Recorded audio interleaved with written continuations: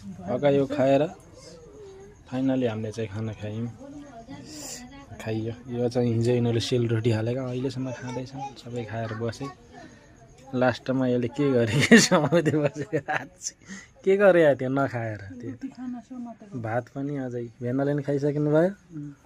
त्यो बुढीले खाएको हेर्दै बस्यो। कति लामो रोटी पनि लम्मै छ त्यो रोटी। एउटै हो खतरा त्यो रोटी। कसले हालेको रोटी यस्तो? तिहारमा त्यो तोर्याङ तान्ने जस्तो छ त यार। कति लामो यार 3 मिटर 2 मिटरको छ क्या।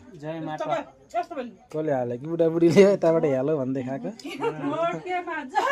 त्यहाँ गाँसेको त छैन? गाँसेको होइन? एउटै हो। भोट केमा? माटोमा। अहिले फेरि मामाले फेरि तँलाई माटोले खानिदिन्छ भन्नु होला। एक ठाउँमा कविन हान्नु भयो मैले देखेँ त्यो। तँलाई माटोले खानिदिन्छ भन्दै हान्नु भयो। भोट केमा? कहिले?